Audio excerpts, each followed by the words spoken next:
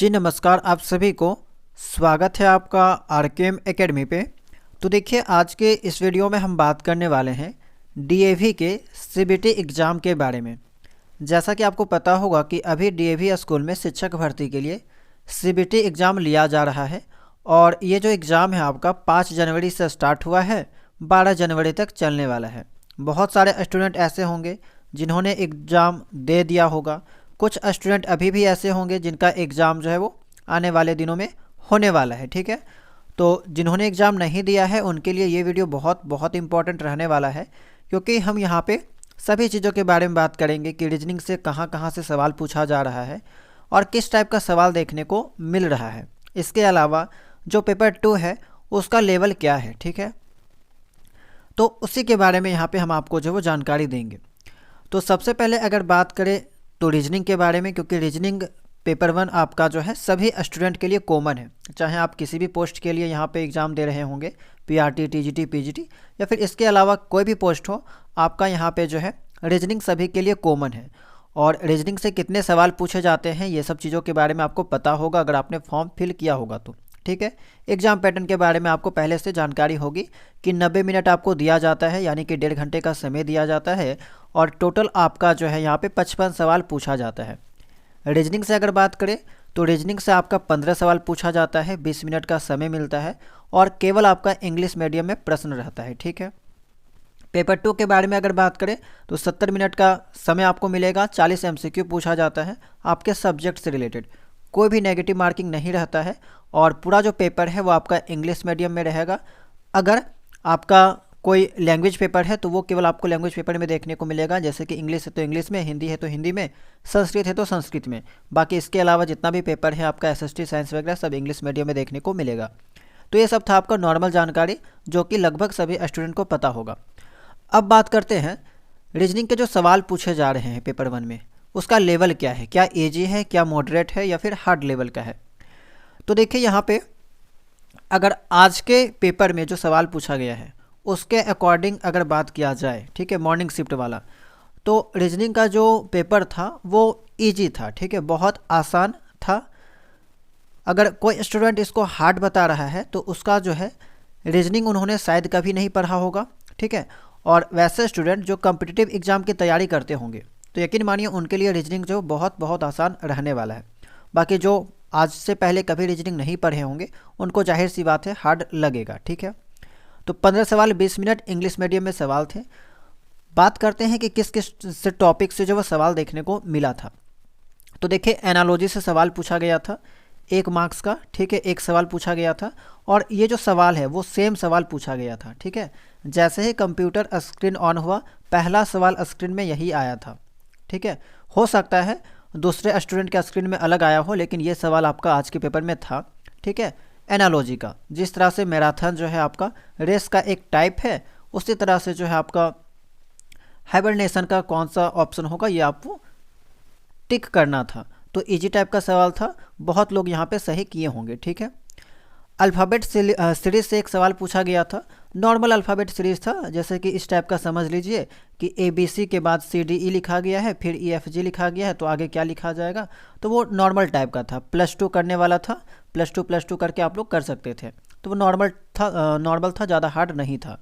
ठीक है, तीसरा जो सवाल आपका देखने को मिला है वो डिस्टेंस एंड डायरेक्शन से एक सवाल आपको देखने को मिला था। ठीक है, फिगर सीरीज से आपका सवाल देखने को मिला है, ब्लड रिलेशन से देखने को मिला है, कंपैरिजन टाइप से सवाल देखने को मिला है, मिरर इमेज से एक सवाल देखने को मिला है। ठीक है, डिस्टेंस एंड डायरेक्शन आपको पता होगा कि किसी को आपका ईस्ट चलना होता है 20 किलोमीटर, फिर उसको वेस्ट चला दिया जाता है, फिर नॉर्थ, इस टाइप का चला के लास्ट में पूछेगा कि स्टार्टिंग पॉइंट से वो कितना दूर पे है। तो इस टाइप का सवाल आपको देखने को मिला है और लगभग प्रत्येक शिफ्ट में इस टाइप का सवाल देखने को मिला है। ठीक है, जो जो टॉपिक हम आपको बता रहे हैं वो टॉपिक आपको पढ़ के जाना है। ठीक है, चाहे आगे आने वाले एग्ज़ाम के लिए या फिर भविष्य में कोई भी स्टूडेंट, ठीक है, अगला साल एग्ज़ाम देंगे तो यही सब टॉपिक से सवाल जो आपको देखने को मिलेगा, क्योंकि रीजनिंग का ये सब बेसिक टॉपिक है। इसके अलावा आपको सवाल कहाँ से देखने को मिलेगा, कहीं से नहीं, क्योंकि यही सब आपका बेसिक टॉपिक है और यही से सवाल बनता है। ब्लड रिलेशन से सवाल आपका बनता है, कंपेरिजन टाइप में, जैसे कि राम श्याम से बड़ा है, मोहन श्याम से बड़ा है तो उसके बाद पूछ लिया जाएगा कि सबसे छोटा कौन है या सबसे बड़ा कौन है। तो इस टाइप का कंपैरिजन टाइप का तुलनात्मक प्रकार का जो है वो सवाल देखने को मिला है। मिरर इमेज में आपको देखने को मिला है, ठीक है। कोई आपका वर्ड दे दिया जाएगा, उसका मिरर इमेज आपको बताना है, तो वो भी ईजी था आपका। काउज एंड इफेक्ट वाले सवाल देखने को मिला है, एक सवाल है आपका, ठीक है। कारण और प्रभाव, क्लासिफिकेशन का सवाल देखने को मिला है, सेम ये सवाल आपको देखने को मिला था वहाँ पे। यहाँ पे क्या था, 4 ऑप्शन में से एक को आउट करना था, इंच, फीट, यार्ड, आउंस, ठीक है। तो इसको यहाँ पे आउट करना था। तो इंच, फीट, यार्ड ये सब लंबाई को मापने का इकाई हो जाता है, ये आपका किलो को मापने का इकाई हो जाता है, यानी कि वेट को मापने का इकाई हो जाता है, ठीक है। फिगर सीरीज में आपका इस टाइप का सवाल देखने को मिला था, जैसे कि कोई फिगर आपको दे दिया जाए, उसका अगला पार्ट में क्या आएगा वो आपको बताना है। डॉट सिचुएशन का एक सवाल देखने को मिला था, सेम इसी टाइप का सवाल था, ठीक है। नॉन वर्बल रीजनिंग में आपका और सवाल था। नॉन वर्बल रीजनिंग में अगर कहा जाए तो 4 से 5 सवाल थे आपका, ठीक है। फिगर फॉर्मेशन का सवाल आपको देखने को मिला था, जैसे यहाँ पे कुछ शेप आपको दे दिया जाएगा और इस शेप से के यूज करने से कौन कौन सा फिगर बनेगा, कौन सा फिगर बनेगा, वो आपको टिक करना था। इस टाइप का सवाल था। नॉन वर्बल का और एक सवाल आपको ये वाला देखने को मिला था कि एक सर्कल था, उसका आकार जो वो छोटा हो रहा था और उसमें जो कोड है वो उसकी संख्या बढ़ रही थी। तो इस टाइप का एक सवाल था, वो सटीक रूप से याद नहीं था, जिससे हम इस एग्ज़ाम का रिव्यू लिए हैं, तो उनको याद नहीं था और उन्हें उसी ने यहाँ पे इसको बना के दिया हुआ है, ठीक है। उसी के अकॉर्डिंग ये बनाया गया है। तो इस टाइप का सवाल पूछा गया था। तो ये आज के पेपर का देखिए 13 टोटल तो आपका 15 सवाल पूछा जाता है, उनमें से 13 सवाल याद था, इसी कारण से यहाँ पे मैंने आपको जानकारी दे दिया, ठीक है। और अगर आपका अगले आने वाले दिन में एग्ज़ाम है तो ये सब टॉपिक को एक बार ज़रूर पढ़ लीजिएगा। देखिए एक चीज़ तो ये है कि वैसे स्टूडेंट जो कभी भी किसी भी कम्पिटिटिव एग्ज़ाम की तैयारी किए होंगे या कर रहे होंगे, तो नो डाउट उनके लिए रीजनिंग आसान ही लगेगा, ठीक है। ज़्यादा से ज़्यादा मान लीजिए सवाल कभी कोई शिफ्ट में घुमा भी दे तो मॉडरेट लगेगा, हार्ड नहीं लगेगा, ठीक है। और बाकी जो कभी भी रीजनिंग नहीं पढ़े हैं तो उनको हार्ड लगेगा, ठीक है। और ज़्यादा समय भी नहीं है, 1-2 दिन में आप ज़्यादा पढ़ भी नहीं सकते हैं, तो जितना पढ़ें उतना काफ़ी है। थोड़ा बहुत हो सके तो देख लीजिएगा, टाइप वगैरह समझ लीजिएगा। तो ये चीज़ है आपका। इसके अलावा दूसरे शिफ्ट में और कुछ यहाँ पे रिव्यू से पता चला है कि कुछ सवाल पूछे जा रहे हैं, जैसे कि क्लॉक से या फिर पेपर कटिंग एंड फोल्डिंग से, इस टाइप के भी सवाल के यहाँ पे जो है रिलेटेड स्टूडेंट ने अपना रिव्यू दिया है। तो इस टाइप के सवाल भी आपको देखने को मिल रहे हैं एग्ज़ाम में। हालांकि ये दोनों टाइप से जो है वो आज का सवाल नहीं पूछा गया था, ठीक है। आज आपका इन दोनों टॉपिक में से किसी भी टॉपिक से सवाल नहीं पूछा गया था। बाकी ये जो 13 टॉपिक मैंने डिस्कस किया, ये सभी से सवाल आपका एक एक सवाल था, ठीक है। तो ये है, और सारा जो क्वेश्चन पेपर है वो आपका इंग्लिश मीडियम में होगा। बहुत सारे स्टूडेंट ऐसे होते हैं जो हिंदी मीडियम के हैं, तो उनको यहाँ पे थोड़ा सा दिक्कत आ सकता है कुछ कुछ प्रश्न में। जैसे ये वाला प्रश्न में हाइबरनेशन का मतलब बहुत लोग को नहीं पता होगा, तो यहाँ पे दिक्कत हो सकता है। बाकी रीजनिंग में तो वैसा हिंदी और इंग्लिश का कोई मतलब नहीं होता है, कुछ कुछ सवाल में आपको देखने को मिल सकता है, ठीक है। जैसे काउज एंड इफेक्ट में अगर आपको हिंदी समझ में नहीं आता है तो आपको दिक्कत आ सकता है, अगर आपका इंग्लिश वीक है तो कुछ कुछ सवाल में आपको थोड़ा सा दिक्कत देखने को मिल सकता है, ठीक है। बाकी सीबीएसई तो आपको पता ही है, डीएवी में इंग्लिश मीडियम से पढ़ाई होता है, ठीक है। अगर आपका एसएसटी सब्जेक्ट है या फिर साइंस वगैरह है तो आपका इंग्लिश ठीक ठाक होना चाहिए, ठीक है। ये आपका हो गया रीजनिंग के बारे में। तो यहाँ से आपको समझ में आ गया होगा कि आखिर क्या क्या पूछा जा रहा है और किस टाइप का सवाल बन रहा है। तो चूँकि यहाँ पे एक स्टूडेंट जो है वो मेरे जान पहचान वाले स्टूडेंट थे, तो वो एग्ज़ाम देने गए थे, तो इस कारण से जो है वो रिव्यू लेके आप सभी तक जो अभी आप सभी तक जानकारी साझा कर दिया जा रहा है, ठीक है। तो इस अकॉर्डिंग अगर देखा जाए तो रीजनिंग का जो है सवाल आपका इजी था। टाइम मैनेजमेंट भी आपका आराम से किया जा सकता था। 20 में से जो है 20 मिनट में आराम से आप 10 मिनट में भी सॉल्व कर सकते हैं, ठीक है। हो सकता है दूसरा शिफ्ट में टाइम मैनेजमेंट का थोड़ा सा दिक्कत हो सकता है क्वेश्चन के अकॉर्डिंग, लेकिन आज के शिफ्ट में जो है वो 10 मिनट में आराम से सवालों को सॉल्व किया जा सकता था और बहुत लोगों ने किया भी था। ये हो गया आपका। अब अगर बात करें पेपर 2 के बारे में, तो पेपर 2 साइंस था आपका, ठीक है, फिजिक्स वगैरह। तो फिजिक्स और केमिस्ट्री, साइंस के स्टूडेंट थे तो इस कारण से यहाँ पे फिजिक्स और केमिस्ट्री उन्होंने चुना था। तो यहाँ पे अगर कुछ सवाल के बारे में डिस्कस किया जाए तो सबसे पहले तो ये समझिए कि यहाँ पे जो पेपर 2 का जो क्वेश्चन लेवल था वो आपका यहाँ पे हार्ड पूछा गया था, नो डाउट हार्ड पूछा गया था। टीजीटी के अकॉर्डिंग नहीं पूछा गया था, क्योंकि देखिए टीजीटी में बेसिकली टीचर को पढ़ाना क्या है, क्लास 6 to 10 तक पढ़ाना होगा। तो यहाँ पे ग्रेजुएशन के सवालों को पूछने का कोई मतलब नहीं था, और यहाँ पे ग्रेजुएशन के मैक्सिमम सवाल देखने को मिले हैं। इसके अलावा ट्वेल्थ जो जिन्होंने डीप स्टडी किया है, डीप नॉलेज प्राप्त किए हैं, उनके लिए भी थोड़ा सा यहाँ पे राहत हो सकता है। जिनका ट्वेल्थ सही से गया है, जो आईआईटी एग्ज़ाम की तैयारी किए हैं, उनके लिए यहाँ पे थोड़ा सा ठीक रहने वाला था। ठीक है, बाकी अधिकांश सवाल आपको ग्रेजुएशन लेवल का भी देखने को मिला है। हाँ, एक चीज़ था 6 से लेकर 10 तक, बहुत लोग यूट्यूब में बता रहे थे कि 6 से 10 तक सवाल पूछा जाएगा, तो ऐसा बिल्कुल भी नहीं था। एक भी सवाल आपको 6 क्लास से 10 तक देखने को नहीं मिला है। ठीक है, हाँ टॉपिक मिल सकता है, टॉपिक मैच कर सकता है, जैसे लाइट, इलेक्ट्रिसिटी, लेकिन सबका जो लेवल था वो ट्वेल्थ और ग्रेजुएशन लेवल का सवाल था। ठीक है, तो यहाँ पे थोड़ा सा जो है वो दिक्कत हो सकता है। तो कनकव लेंस, कन्वेक्स लेंस से सवाल था, इक्विवेलेंट फोकल लेंथ दे रखा था, उसके बाद इंडिविजुअल फोकल लेंथ ज्ञात करना था। लेंस को जब पानी में डुबाया जाता है तो उसका फोकल लेंथ बढ़ जाता है, इससे रिलेटेड ऑप्शन था आपका, कुछ ऑप्शन दिया गया था, तो वो आपका हो गया।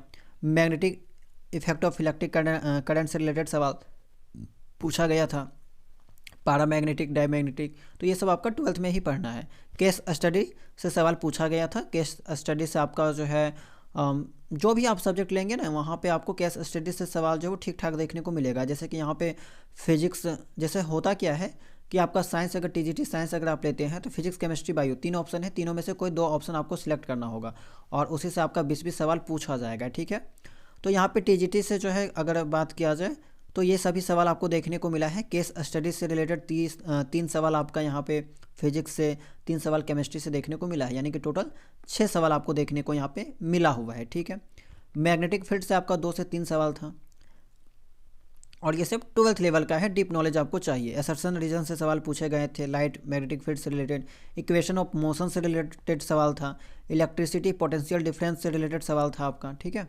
ये आपका था फिजिक्स से रिलेटेड, जितना भी जानकारी याद था वो हम आप तक जानकारी जो वो साझा कर दे रहे हैं। ठीक है, केमिस्ट्री के बारे में बात किया जाए तो केमिस्ट्री देखिए 3 सवाल आपके पूछे गए थे, वही केस स्टडी टाइप का। केस स्टडी में आपका बहुत टाइप का सवाल बनता है। एक्सपेरिमेंट से रिलेटेड आज का सवाल पूछा गया था, है ना। Chemical reaction, acid basis, salt, separation of mixture, daily life chemistry, तो ये सभी टॉपिक से जो है वो आपका लगभग केस स्टडी के सवाल बनते हैं। ठीक है, कुछ इंपॉर्टेंट टॉपिक है जहाँ से केस स्टडी के सवाल बन सकते हैं। तो आज जो आपका पूछा गया था वो केमिकल रिएक्शन से पूछा गया था, ये सब नहीं पूछा गया था। ऑक्सीडेशन एंड रिडक्शन से सवाल पूछा गया था, 2 से 3 सवाल लगभग इससे देखने को मिला है, और ये भी आपका ट्वेल्थ में पढ़ना है, आपको पता होगा 11th 12th का सिलेबस है। ऑर्गेनिक रिएक्शन से सवाल पूछा गया था, नेस्लर रिएजेंट से सवाल पूछा गया था, मॉलिकुलर फार्मूला 1 से 2 सवाल। ठीक है, तो इसी तरह से सवाल का लेवल था। और इलेक्ट्रॉनिक कन्फिग्रेशन, सेल, सबसेल से रिलेटेड जो अभाव प्रिंसिपल है, ये आपने पढ़ा होगा 12th क्लास में केमिस्ट्री में। इसके अलावा ये सवाल as it is same to same पूछा गया था। ठीक है, तो इसी टाइप के सवाल देखने को मिले हैं। लेवल जो है वो थोड़ा सा था, अच्छा खासा था, हार्ड कहा जा सकता है। ऑर्गेनिक केमिस्ट्री में आपका इन्वर्जन, रिटेंशन, रेसमाइजेशन वाला सवाल था, स्टोइकोमेट्री से related. Iso structure of xenon difluoride से रिलेटेड सवाल था। तो इस टाइप के सवाल जो आपको देखने को मिले हैं। ठीक है, तो ओवरऑल अगर कहा जाए तो देखिए रीजनिंग में इजी सवाल आ रहा है, मॉडरेट टू इजी कह सकते हैं। ठीक है, ज़्यादा से ज़्यादा अगर कोई शिफ्ट में घुमा भी दे तो मॉडरेट पूछा जाएगा, ज़्यादा हार्ड नहीं पूछा जाएगा। ठीक है, और जो पेपर वाला जो सवाल है, पेपर 2 वाला, वो सभी सब्जेक्ट में हार्ड पूछा जा रहा है। टीजीटी का किसी भी पोस्ट में अगर बात किया जाए या पीजीटी का बात किया जाए तो हार्ड पूछा जा रहा है। इंग्लिश के भी कुछ स्टूडेंट थे मेरे जानकार, तो उन्होंने भी जानकारी दिया कि ऐसा ऐसा पोएम का या स्टोरी का राइटर का नाम पूछा जा रहा है जिनका नाम उन्होंने पहले नहीं सुना है। लिटरेचर वगैरह से सवाल थोड़ा अजीब टाइप का देखने को मिल रहा है, हायर क्लासेस के सवाल देखने को मिल रहे हैं, जिसे शायद ही स्टूडेंट ने पहले पढ़ के रखा हो, तो दिक्कतें जो है वो देखने को मिल रही है। ठीक है, और हिंदी में भी वही लिटरेचर वगैरह में थोड़ा सा दिक्कत हो सकता है क्योंकि सिलेबस बहुत बड़ा है। ठीक है, और आपको पता है कि ऑफिशियली जो है वो कोई सिलेबस भी नहीं दिया जाता है डीएवी के द्वारा, है ना। तो आपको जितना आपके पास नॉलेज है उसी के आधार पे आप कर सकते हैं। ऐसा अगर आप सोचेंगे कि एक दिन रिवीजन करके जाएं और सारा टिक करके आ जाए तो ये पॉसिबल नहीं है, एक दिन का ये बात नहीं है। स्टार्टिंग से लेकर जितना आपके पास नॉलेज है, बेसिक नॉलेज, आपको वो सभी चीज़ें रियलाइज हो जाएगा एग्ज़ाम में। जब आप जाइएगा तो वो चीज़ आप रियलाइज कर सकते हैं कि हाँ ये सब हो सकता है कि आपने ग्रेजुएशन में पढ़ा हो, 12th में पढ़ा हो, तो वो सभी चीज़ें आपको वहाँ पर देखने को मिल सकती है। ठीक है, तो यही जानकारी देना था आपको इस वीडियो के माध्यम से, चूँकि यहाँ पे लगभग बहुत सारे टॉपिक यहाँ पे सामने आए थे देखने को, तो इसीलिए मुझे लगा कि एक बार जो वो आप तक जानकारी को साझा कर देना चाहिए, क्योंकि यहाँ से आपको भी कुछ हेल्प मिलेगा। बाकी वैसा स्टूडेंट जो आज एग्ज़ाम दे के आए होंगे तो वो लोग रीजनिंग के बारे में ज़रूर बताइएगा कि यहाँ पे जो भी जानकारी हम आपको दिए वो बात सही है या नहीं है, ठीक है। कमेंट सेक्शन में बता दीजिएगा कि ये सब सवाल आपको देखने को मिला था या नहीं मिला था। इसके अलावा भी 15 सवाल में से 13 सवाल के बारे में तो मैंने डिस्कस कर दिया, 2 सवाल याद नहीं था उन्हें, ठीक है। तो 2 सवाल याद नहीं था, इसी कारण से उसको नहीं लिया गया है। अगर आपको याद है तो कमेंट सेक्शन में बता दीजिएगा, ठीक है, ताकि आगे आने वाले दिनों में जिस भी स्टूडेंट का एग्ज़ाम होगा उनको यहाँ पे हेल्प मिल सकता है, ठीक है। क्योंकि ऑफिशियली जो कोई सिलेबस जारी नहीं किया जाता है और इसका जो है क्वेश्चन पेपर भी आपको देखने को नहीं मिलेगा, क्योंकि ऑनलाइन एग्ज़ाम होता है तो ऑनलाइन आपको क्वेश्चन पेपर देखने को तो जाहिर सी बात है मिलेगा ही नहीं मिलेगा, कहीं भी आपको वेबसाइट वगैरह में देखने को नहीं मिलेगा। जो भी आपको प्रश्न बताएंगे वो आपका मेमोरी लेवल पे ही बताएंगे, स्मृति आधारित प्रश्न ही आपको देखने को मिलेगा, ठीक है। तो उम्मीद करते हैं कि ये वीडियो आपके लिए काम की रही होगी। आगे भी ऐसे ही अपडेट पाने के लिए चैनल को सब्सक्राइब कर लीजिएगा और वीडियो अगर पसंद आया होगा तो वीडियो को लाइक कर दीजिएगा। कोई भी सवाल आपका है तो कमेंट सेक्शन में पूछ सकते हैं। तो चलिए मिलते हैं हम लोग नेक्स्ट वीडियो में किसी नए टॉपिक के साथ।